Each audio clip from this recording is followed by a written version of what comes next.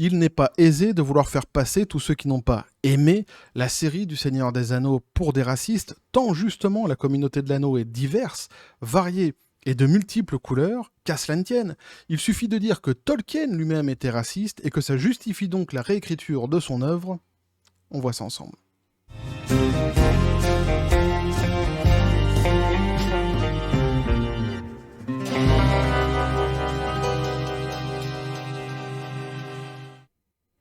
Et donc, petite vidéo qui suit le dossier, ce dossier qui m'intéresse beaucoup et qui m'amuse aussi beaucoup, le dossier de la série du Seigneur des Anneaux, qui m'amuse beaucoup parce que j'avais justement mis en exergue dans une précédente vidéo la malhonnêteté intellectuelle qu'avaient certains médias à vouloir faire passer ceux qui n'avaient pas aimé la série pour des racistes.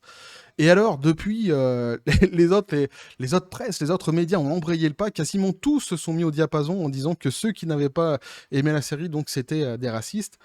Et évidemment, comme j'ai dit dans l'introduction, le souci étant que la communauté de l'anneau, en fait, Tolkien, c'est un petit peu le Michael Jackson de la littérature. Il a des fans partout dans le monde. Et le monde est vaste. Il n'y a pas que des blancs dans le monde, et il n'y a pas que des blancs en fait qui n'ont pas aimé la série et qui l'ont fait savoir. Donc du coup, c'est compliqué de dire à un Africain, à un Sénégalais qu'il est raciste, ou à un Asiatique qu'il est raciste. C'est pas facile. Donc du coup, il change un petit peu de stratégie en essayant de dire sur les réseaux sociaux, oui, mais non, mais en fait, à la base, c'est surtout Tolkien qui est raciste et qui a fait venir beaucoup de suprémacistes blancs, etc., etc. Une gymnastique intellectuelle malhonnête, extraordinaire, qui m'amuse beaucoup et donc que je voulais partager. Petit café, les copains. Deux choses à rappeler en préambule de cette vidéo. Première chose, le racisme, partout où il se trouve, est à combattre. C'est une évidence. Deuxième chose, cette vidéo n'est pas une vidéo de jugement de valeur. Chacun a le droit d'avoir apprécié la série ou de ne pas l'avoir appréciée. Tous les goûts sont dans la nature et l'idée n'est pas de dire que l'un ou l'autre a plus raison. Moi, ce qui m'intéresse, c'est de mettre en avance les absurdités des médias, de la presse et des absurdités qui peuvent être dites justement autour de cette série. D'ailleurs, je tiens à vous remercier parce que sur la précédente vidéo qui a fait beaucoup, alors je m'y attendais pas, mais qui a fait vraiment beaucoup de vues, parce qu'on est actuellement à 2837 vues sur la vidéo et 151 commentaires. Si j'avais su, si j'avais su, je me serais fait beau, j'aurais mis un Nopap. Quand j'étais jeune, j'étais le roi des Nopap, the king of Nopap. Et, mais 157 commentaires, donc, et 0 commentaire raciste. Donc c'est vraiment génial, et surtout pour un type comme moi qui a vu les films de Peter Jackson et qui les a vraiment beaucoup appréciés, qui a vraiment beaucoup apprécié en fait l'œuvre de Tolkien par rapport au film, mais pas par rapport au livre, que je suis pas donc un grand connaisseur de la littérature de Tolkien, eh bien j'ai appris énormément de choses grâce à vos commentaires, toujours très détaillés, très respectueux, et c'était vraiment, vraiment sympa. Et ça a donné le diapason aussi, justement, sur ce que les gens ont pensé vraiment de la série. Ça a permis, en tout cas pour moi, pour ma part, de me faire une petite synthèse vraiment des avis global en fait de la population. D'ailleurs, pour tous ceux qui viennent sur la vidéo, qui peuvent lire les commentaires, c'est un régal parce qu'il y a vraiment des gens très passionnés qui ont écrit des choses assez sympas dans les commentaires et je tenais à vous remercier évidemment là-dessus. Après, tous les goûts sont dans la nature, il y en a qui ont aimé, il y en a qui n'ont pas aimé. L'idée n'est pas de les juger. Donc ici, gymnastique intellectuelle malhonnête. On arrive donc maintenant à accuser Tolkien de raciste. De racisme. Donc, on va voir ici dans l'article les arguments qui sont donnés par apparemment une universitaire de Deakin. L'université de Deakin, évidemment très connue, que je ne connais pas. Et on ira voir après un petit bonus sur justement donc un courrier de Tolkien. Une petite lettre de Tolkien, une petite missive qu'il avait envoyée à l'époque au Troisième Reich, qui lui avait demandé quelque chose d'assez particulier, évidemment surtout pour notre époque, mais qui pour l'époque sans doute était quelque chose de plus commun, mais dont la réponse est assez croustillante. Vous allez voir, c'est assez intéressant, assez amusant. Donc ici on nous dit « Hélène Yang, conférencière à l'université de Deakin, accuse J.R.R. Tolkien, auteur du Seigneur des Anneaux, de racisme, d'antisémitisme et d'orientalisme. » Alors l'orientalisme, alors là c'est un truc... celle-là je la connaissais pas. L'insulte d'orientalisme, je la connaissais pas. Le racisme évidemment, l'antisémitisme aussi, mais l'orientalisme je connaissais pas. On peut pas tout savoir, on peut pas tout connaître.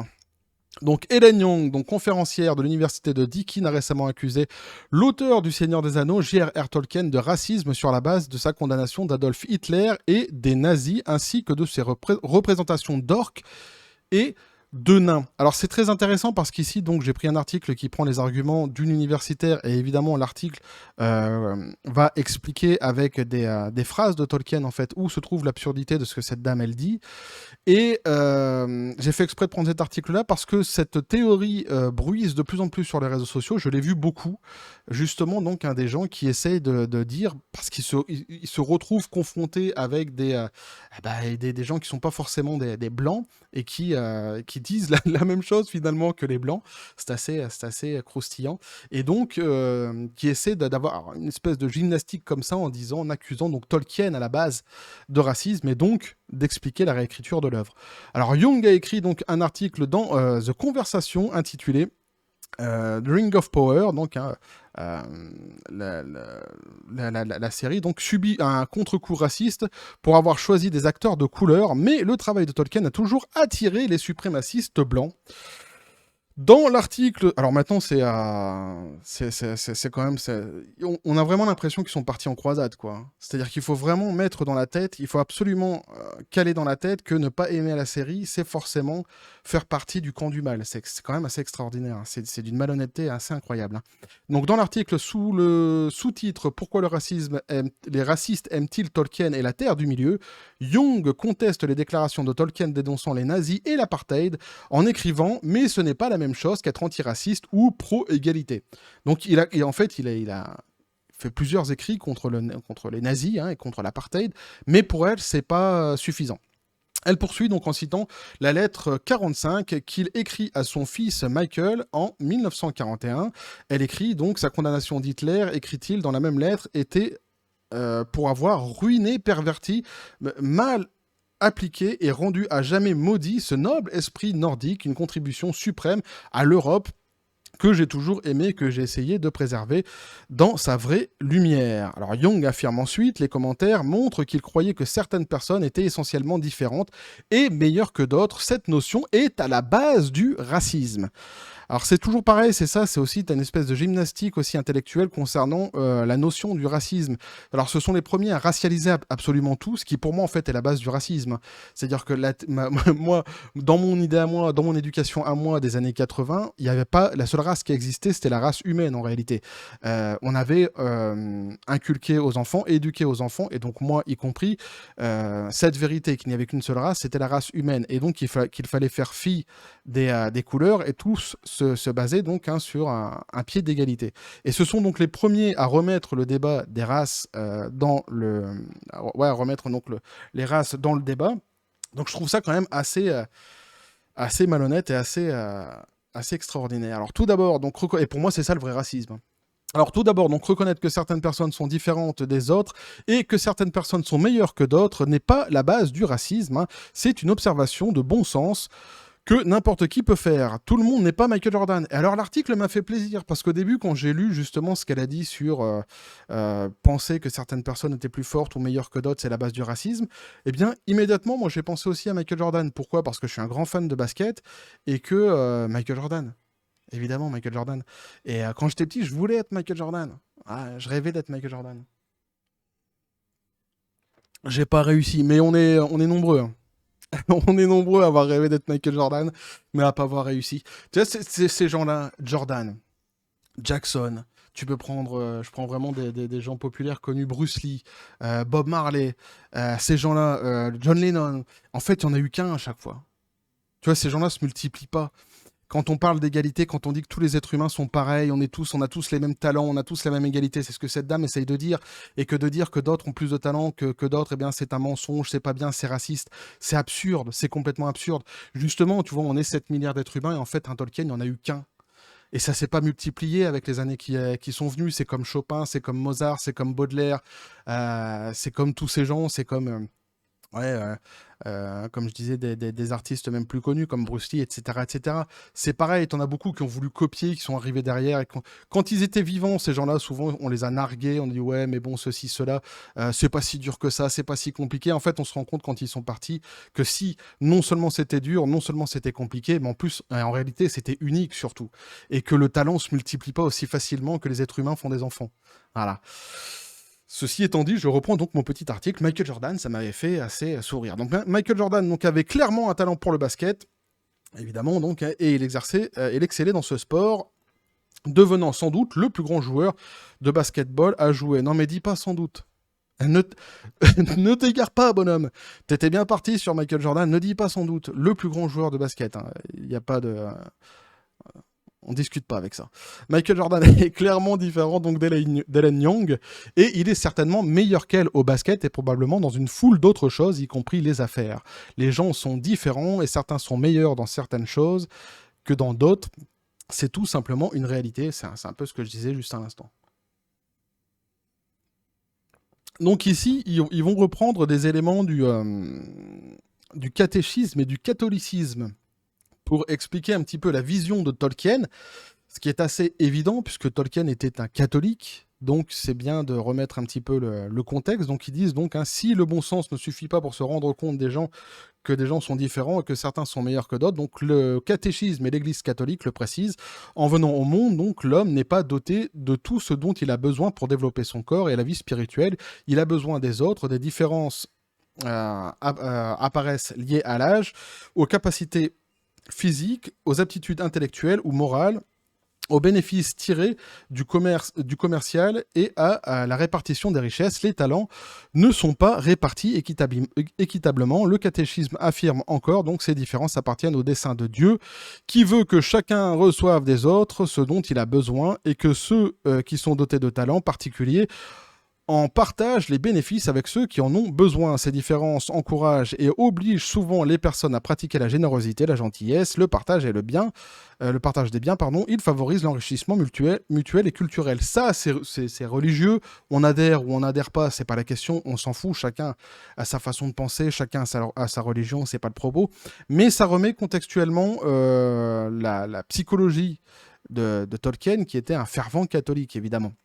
Du coup, il a été élevé dans ces principes-là. C'est bien de le savoir pour comprendre un petit peu le personnage. Donc, quant au problème donc, de Young avec Tolkien, voulant présenter l'esprit noble et nordique, il n'y a absolument rien de mal en cela. En fait, plutôt dans la lettre, dans la lettre, il souligne certaines de ses vertus, de ce noble esprit nordique, comme on le voit chez les Allemands, qui sont ses ennemis pendant la Seconde Guerre mondiale. Tolkien a écrit « Les gens de ce pays ne semblent même pas encore réaliser que chez les Allemands, nous avons des ennemis dont les vertus, et ce sont des vertus d'obéissance et de patriotisme, sont plus grandes que les nôtres dans la masse. » Alors c'est compliqué. C'est compliqué de dire du bien sur des nazis à cette époque-là, mais je comprends, lui, il se dissocie de la guerre et il parle uniquement du peuple nordique. Alors, dont les hommes donc courageux sont à peu près aussi courageux que les nôtres, dont l'industrie est environ 10 fois plus grande et qui sont sous la malédiction de Dieu, maintenant dirigés par un homme inspiré par un fou, un tourbillon, un diable, un typhon, une passion qui fait ressembler le pauvre vieux Kaiser à une vieille femme qui tricote. Donc, il en met quand même pas mal dans la tronche d'Hitler, évidemment, pour cette Madame Young qui, visiblement, n'a pas lu toutes les lettres de Tolkien. Donc, il conclurait également sa lettre avec son fils en notant « Nulle part, d'ailleurs, n'était-ce plus noble que l'Angleterre, ni plutôt sacrifié et christianisé. » Évidemment, lui, il avait un amour assez important pour l'Angleterre. Néanmoins, donc, Young continue son attaque contre Tolkien, l'accusant d'orientalisme. Elle écrit donc les bonnes, entre guillemets, donc, espèces de la race de la Terre du Milieu sont construites à partir de références aux cultures européennes, en particulier le nord-ouest de l'Europe, et les mauvaises, toujours entre guillemets, donc, races sont construites à partir des stéréotypes orientalistes. Tolkien a en fait abordé cet argument de son vivant dans la lettre 294 à Charlotte et Denis Plimer. Tolkien leur a fourni des commentaires basés sur une interview qu'ils ont menée. Il a spécifiquement critiqué une partie de l'interview qui affirmait que la Terre du Milieu correspond spirituellement à l'Europe nordique. Et là, ça devient très intéressant Surtout pour ceux qui aiment vraiment du coup l'œuvre de Tolkien et Tolkien, parce qu'en fait lui-même il explique le délire. Du coup, on se rend compte que Madame Young elle dit n'importe quoi, mais c'est super intéressant pour comprendre en fait l'œuvre. Il nous dit donc, hein, c'est un mot ancien, en parlant de la Terre du Milieu. Hein. Ouais, donc il écrivait, donc il dit pas nordique, hein, j'ai sauté un truc ou pas abordé de son vivant dans la... Non, c'est ça, voilà. Donc il écrit, donc pas nordique, s'il vous plaît, un mot que je n'aime pas personnellement. Elle est associée, quoique d'origine française, aux théories racialistes, géographiquement. Donc lui, déjà, il est contre les théories racialistes. C'est très important, parce que ça, ce sont ses propres mots à lui. Et on revient un petit peu à mon éducation des années 80, où c'est vrai que les théories racialistes, racialiser les choses, c'est quelque chose qu'on avait quand même assez largement abandonné dans notre société dite moderne à l'époque. Géographiquement, donc le nord est généralement meilleur, mais l'examen montrera que même cela est inapplicable géographiquement ou spirituellement à la Terre du Milieu. C'est un mot ancien, donc la Terre du Milieu, hein, que je n'ai pas inventé, comme le montrera une référence ou un dictionnaire comme le Shorter Oxford. Cela signifiait les terres habitables de notre monde. Alors, la Terre du Milieu, donc cela signifie les terres habitables de notre monde, situées au milieu de l'océan environnant. L'action de l'histoire se déroule dans le nord-ouest de la Terre du Milieu, à une latitude équivalente aux côtés de l'Europe et à la rive nord de la Méditerranée. Mais ce n'est en aucun cas une zone purement nordique, a expliqué donc Tolkien. Si Hobbiton et Rivendell sont considérés comme prévus comme étant à peu près à la latitude d'Oxford, alors Minas Tirith, à 600 000 au sud, est à peu près à la latitude de Florence. Les bouches d'Anduin, je sais pas si ça se prononce comme ça, ou d'Anduin, et l'ancienne ville de Pelagrir sont à peu près à la latitude dans l'ancienne Troie, a-t-il expliqué. Tolkien a poursuivi, donc, Oden a affirmé que pour moi, le Nord est une direction sacrée. Ce n'est pas vrai. Le Nord-Ouest de l'Europe, où j'ai vécu, ainsi que la plupart de mes ancêtres, a mon affection, comme le devrait la maison d'un homme. J'aime son atmosphère et on sait plus sur ses histoires et ses langues que les autres pays. Mais elle n'est pas sacrée et n'épuise pas mes affections. J'ai par exemple un amour particulier pour la langue latine et parmi ses descendants pour l'espagnol. Que ce soit faux pour mon histoire ou une simple lecture du synopsis devrait le montrer. Le Nord était le siège de la forteresse du diable. La progression de l'histoire se termine par ce qui ressemble beaucoup plus au rétablissement d'un Saint-Empire romain germanique efficace avec son siège à Rome qu'à tout ce qui serait conçu par un nordique. Alors Jung a apparemment décidé d'ignorer cette lettre de Tolkien et d'autres évidemment. Quoi qu'il en soit, donc elle essaie ensuite de laisser entendre que les représentations des nains par Tolkien étaient antisémites parce que Tolkien les a comparés aux juifs en utilisant une citation complètement hors contexte de la lettre 176 que Tolkien a écrite à Naomi Mitchison. Alors vous voyez, l'article est quand même hyper détaillé.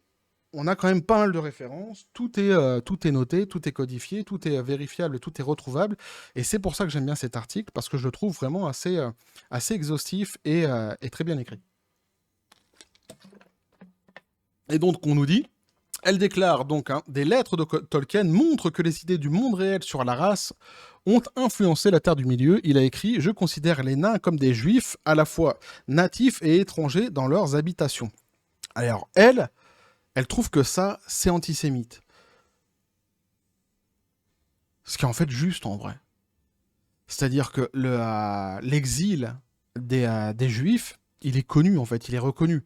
Donc il n'y a absolument rien d'antisémite lorsqu'il dit que les Juifs sont en exil quelque part dans le monde, qui n'ont pas de patrie. Et encore, c'est encore plus davantage vrai à l'époque où il vivait, Tolkien. Donc plus loin donc dans l'article, elle précise qu'elle pense qu'il s'agit d'une écriture antisémite. Il y a des preuves qu'il a révisé donc sa représentation des nains entre le Hobbit et le Seigneur des Anneaux pour essayer de s'éloigner de stéréotypes antisémites. Le contexte réel de la citation est que Tolkien discute des adaptations diffusées de son travail et donne son opinion à ce sujet. Il parle également des Juifs déplacés de leur pays d'origine, qui est un fait historique, c'est exactement ce que je disais. Donc c'est aussi probablement une référence aux nains déplacés de leur maison de Erebor à Khazad-dûm par Smaug et un Balrog. J'espère que je prononce bien les trucs parce que Les gens de la communauté, ils vont de l'anneau, ils vont ah c'est pas comme ça qu'on dit. Je fais ce que je peux. Donc il a écrit donc je pense mal aux adaptations diffusées. À quelques détails près, je trouve qu'ils ne sont pas bien faits, même accordés au scénario et à la légitimité de l'entreprise, ce que je n'accorde pas.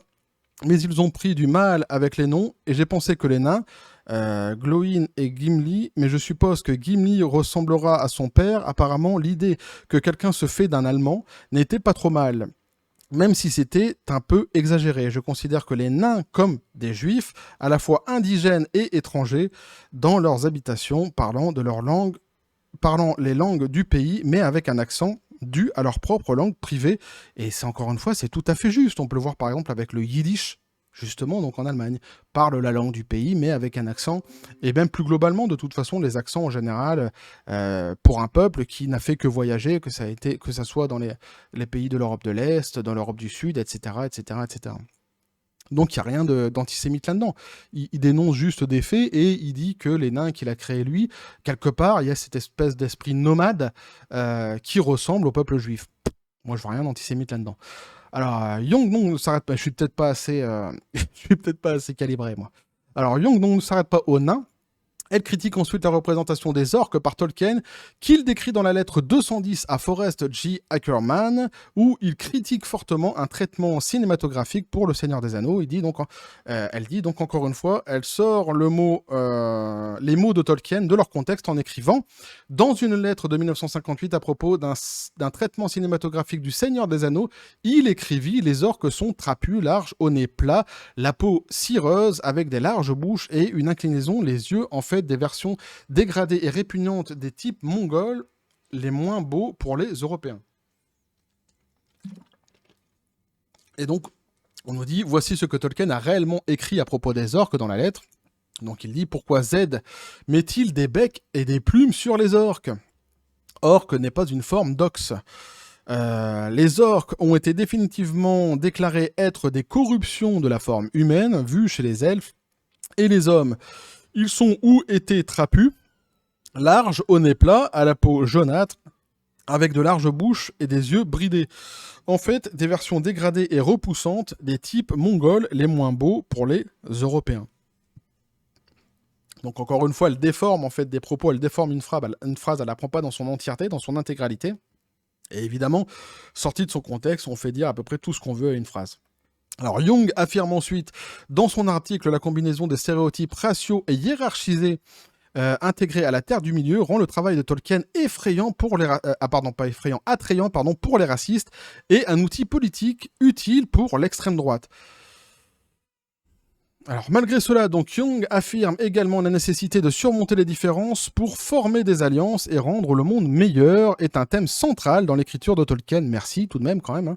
Donc le mal n'est pas vaincu que lorsque le mal n'est vaincu que lorsque les différents peuples de la Terre du Milieu, tels que les elfes, les nains et les humains, le combattent ensemble. Elle poursuit en affirmant les valeurs pro-sociales de coopération et d'action pour le bien des autres sont ancrées dans l'histoire de Tolkien sur la Terre du Milieu. Elles sont également une contradiction avec le racisme et le fascisme qui considèrent les autres comme non seulement différents, mais inférieurs, dangereux, auxquels on ne peut pas faire confiance, c'est-à-dire comme des ennemis.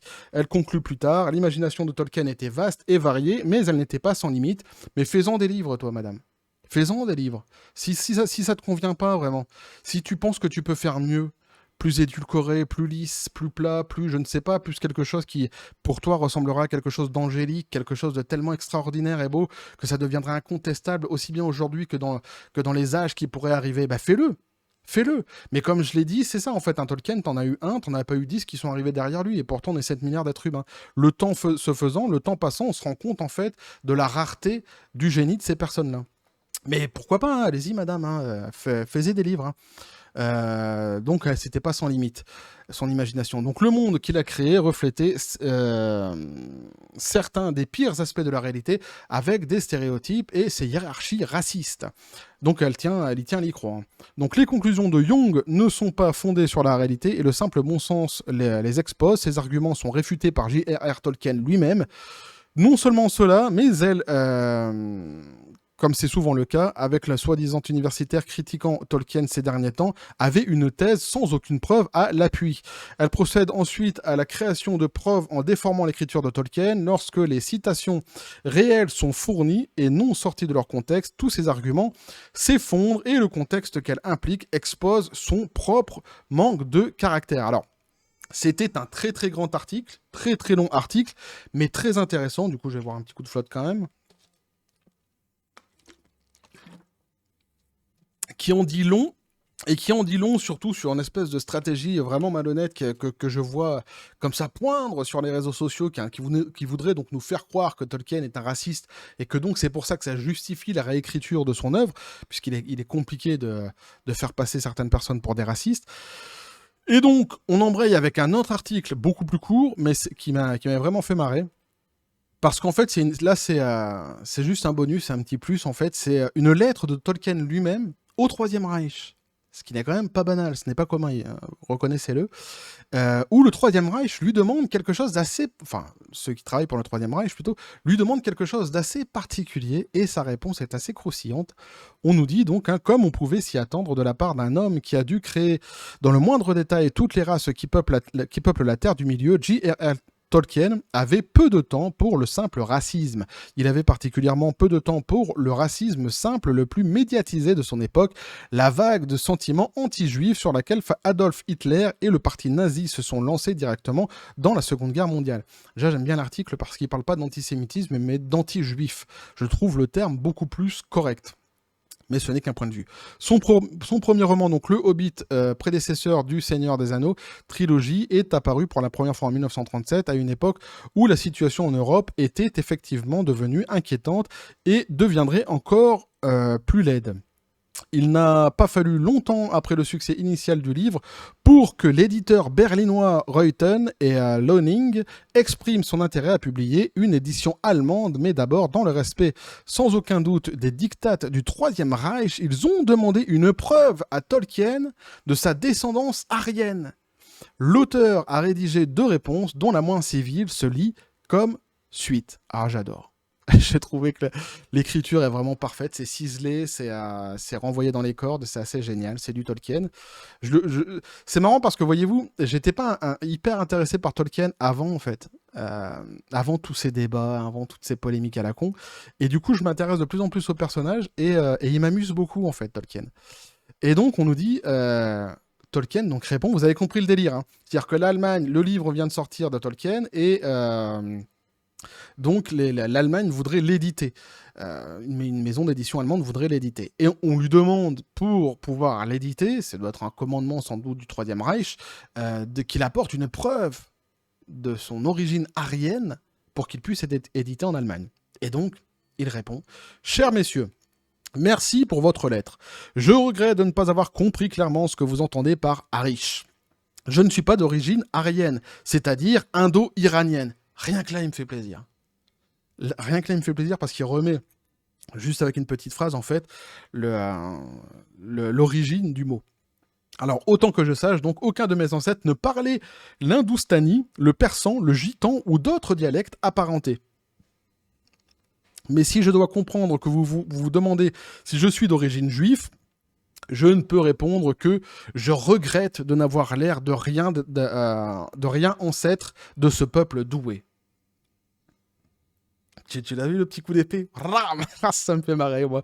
Parce qu'il aurait écrit, en fait, tout simplement, eux qui détestent les juifs, qu'il aurait bien voulu faire partie de ce peuple doué. Donc ça me fait assez marrer. Mon arrière-arrière-grand-père est venu d'Allemagne au 15, 16, 17, 18e siècle en Angleterre.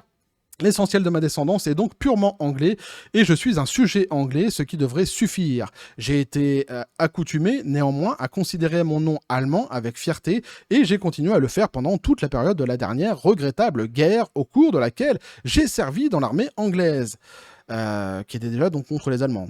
Alors, je ne puis cependant m'empêcher de dire que si de telles recherches impertinentes et hors de propos doivent devenir la règle en matière de littérature, alors le temps n'est pas loin où un nom allemand ne sera plus une source de fierté.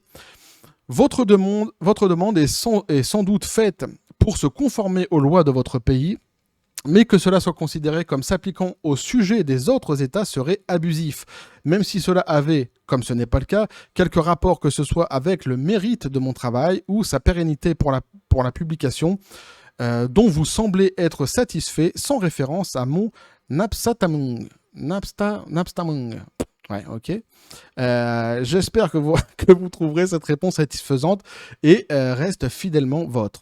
Ah, J.R.R. Tolkien. Donc c'est vraiment, c'est une gifle, très bien écrite, assez magistrale, envoyée donc au Troisième Reich. On nous dit derrière justement, j'ai dans cette guerre une rancune privée brûlante contre ce petit ignorant Rougo Adolf Hitler, écrivit donc Tolkien à son fils Michael 3 ans plus tard.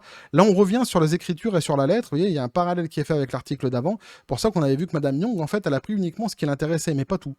Donc date à laquelle donc la guerre avait atteint un nouveau sommet, ruiner, pervertir, détourner et rendre à jamais maudit ce noble esprit nordique, apport suprême à l'Europe que j'ai toujours aimé et essayé de présenter sous son vrai jour.